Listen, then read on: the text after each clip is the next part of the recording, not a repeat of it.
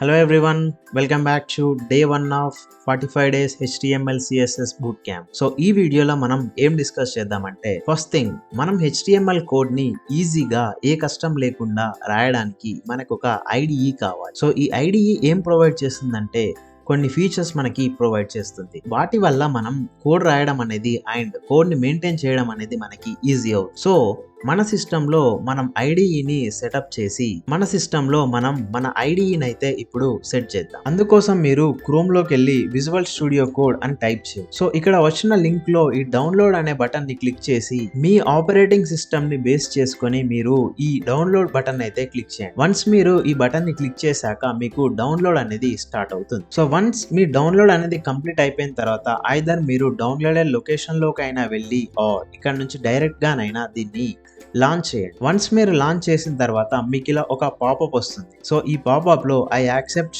The agreement అని click చేసి next click చేయండి. అండ్ ఇక్కడ ఇంపార్టెంట్ ఏంటంటే యాడ్ టు పాత్ ఈ బటన్ ని క్లిక్ చేయండి. ఇది ఖచ్చితంగా చెక్ చేసి ఉండాలి.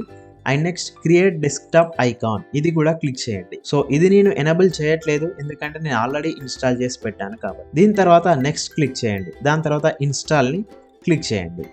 సో వన్స్ మీ ఇన్స్టాలేషన్ ప్రాసెస్ కంప్లీట్ అయిపోయిన తర్వాత మీకు మీ డెస్క్టాప్ లో ఇలా విజువల్ స్టూడియో కోడ్ అనే ఐకాన్ అయితే ఎనేబుల్ అవుతుంది. ఇది అయిపోయిన తర్వాత నెక్స్ట్ ఏం చేస్తారంటే ఇక్కడ మనం ఒక న్యూ ఫోల్డర్ అయితే క్రియేట్ చేయాలి. ఈ ఫోల్డర్ నేమ్ వచ్చేసరికి మీకు నచ్చిన నేమ్ ఇచ్చుకోండి. అండ్ ఈ ఫోల్డర్ ని మీకు ఎక్కడ కావాలంటే అక్కడ క్రియేట్ చేసుకోండి. వన్స్ మీరు ఈ ఫోల్డర్ క్రియేట్ చేసిన తర్వాత ఈ ఫోల్డర్ లోకి వెళ్ళి ఈ లొకేషన్ నుంచి కమాండ్ ప్రాంప్ట్ ఓపెన్ చేసి జస్ట్ కోడ్ స్పేస్ డాట్ అని క్లిక్ చేయండి. ఈ కమాండ్ ఎగ్జిక్యూట్ చేసిన తర్వాత మీకు ఈ విధంగా విజువల్ స్టూడియో కోడ్ గనక ఓపెన్ అవుతే మీరు ప్రాపర్ గా ఈ ఐడిని ఇన్స్టాల్ చేశారు. వన్స్ ఇలా విజువల్ స్టూడియో కోడ్ ఓపెన్ చేసిన తర్వాత నెక్స్ట్ ఏం చేస్తారంటే ఇక్కడ ఎక్స్టెన్షన్స్ అని చెప్పేసింది కదా, దీన్ని క్లిక్ చేసి ఇక్కడ లైవ్ సర్వర్ అని క్లిక్ చేయండి. ఇక్కడ వచ్చిన ఫస్ట్ ఆప్షన్ ని ఇన్స్టాల్ చేయండి. ఇది ఎందుకు యూస్ చేస్తాము అనేది నేను ఎక్స్ప్లెయిన్ చేస్తాను. వన్స్ మీరు దీన్ని ఇన్స్టాల్ చేయండి. వన్స్ ఇన్స్టాల్ అయిపోయిన తర్వాత దీన్ని కంప్లీట్ గా క్లోజ్ చేసి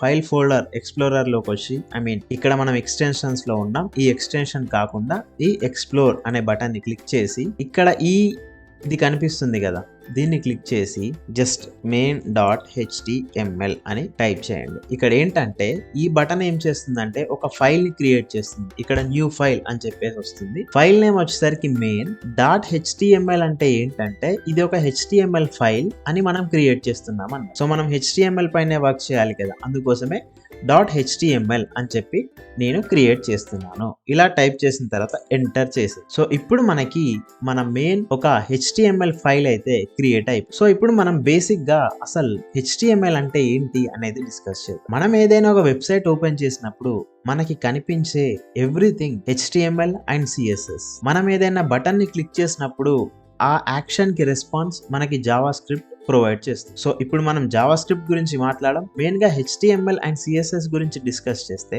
ఈ HTML అనేది ఏంటంటే జస్ట్ ఒక వర్కింగ్ కోడ్. అంటే ఎలా అంటే పెయింటింగ్స్ లేని ఒక బిల్డింగ్ అన్న. హౌస్ క్రియేట్ అయిందా అంటే క్రియేట్ అయింది, ఇల్లు క్రియేట్ అయిందా అంటే క్రియేట్ అయింది. జస్ట్ కాంక్రీట్ తోని క్రియేట్ చేసిన హోమ్ ఎలా ఉంటుందో ఎగ్జాక్ట్లీ అలానే ఉంటుంది. అది HTML. సో ఈ HTML అలా ఉంటే బాగుండదు కాబట్టి మన వెబ్సైట్ చూడడానికి నైస్ గా బ్యూటిఫుల్ గా కనిపించాలి కాబట్టి దానికి మనం స్టైల్స్ ని అప్లై చేయాలి. మంచి కలర్ కాంబినేషన్ అప్లై చేయాలి. సో ఈ కలర్ కాంబినేషన్స్ ని మనం CSS తోటి యూస్ చేస్తాం. సో బేసిక్ గా ఎవరైనా HTML అంటే ఏంటంటే hyper text markup language.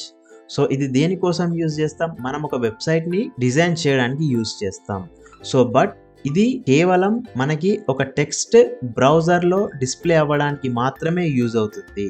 Text అనే కాదు, ఫర్ ఎగ్జాంపుల్ మనం క్రోమ్ ఓపెన్ చేసిన తర్వాత ఇక్కడ కనిపించే ప్రతి ఒక్కటి లైక్ ఇది నైస్ గా ఉంది. ఇక్కడ డౌన్లోడ్ అనే బటన్ కలర్ లో కనిపిస్తుంది, ఇవి సైజ్ చిన్నగా కనిపిస్తున్నాయి. సో ఈ స్టైలింగ్స్ అనేవి పక్కన పెడితే ఈ ఎంటైర్ ఈ టెక్స్ట్ మనకు కనిపిస్తుంది కదా. బ్రౌజర్ లో టెక్స్ట్ కనపడడానికి మనం యూజ్ చేసే లాంగ్వేజ్ HTML. ఓన్లీ టెక్స్ట్ మాత్రమే కాదు, ఇక్కడ చూస్తే వాచ్ వీడియోస్ ఇది లింక్, దీన్ని క్లిక్ చేస్తే నాకు ఇంకో పేజ్ ఓపెన్ అవుతుంది. సబ్స్క్రైబ్ ఇది ఒక లింక్. అంటే టెక్స్ట్ కానివ్వండి, లింక్స్ కానివ్వండి. ఇక్కడ చూస్తే సెర్చ్ డాక్ అని చెప్పి నాకు నేను వాల్యూస్ ని ఎంటర్ చేయొచ్చు. లెట్స్ సే VS కోడ్ అని టైప్ చేస్తున్నాను. ఇలా టైప్ చేయడానికి నాకు ఒక ఇన్పుట్ ఫీల్డ్ ఉంది.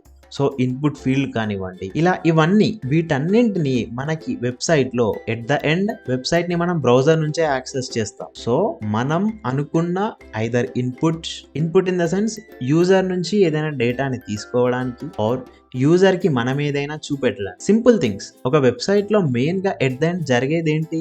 ఐదర్ యూజర్ వచ్చి తనకు కావాల్సిన ఇన్ఫర్మేషన్ ని చూస్తాడు ఆర్ తనకి కావాల్సిన ఇన్ఫర్మేషన్ ని ఎంటర్ చేస్తాడు, అంతే కదా. ఫర్ ఎగ్జాంపుల్ మీరు న్యూస్ పేపర్ వెబ్సైట్ లో చూద్దాం అనుకున్నారు అనుకోండి, ఆ వెబ్సైట్ లో అందులో ఉన్న న్యూస్ ని మీరు చదువుతారు, అంటే ఆ ఇన్ఫర్మేషన్ ని యూజ్ చేసుకుంటున్నారు. ఆర్ మీరు ఏదైనా ఒక జాబ్ కి అప్లై చేద్దాం అనుకున్నారు అనుకోండి, ఆ వెబ్సైట్ కి వెళ్ళి మీకు కావాల్సిన డేటాని ఎంటర్ చేస్తారు. ఐదర్ డేటాని తీసుకోవడం అన్నా ఆర్ డేటాని మీరు ఇవ్వడం అన్నా జరుగుతుంది. సో అది ఎలా జరుగుతుంది?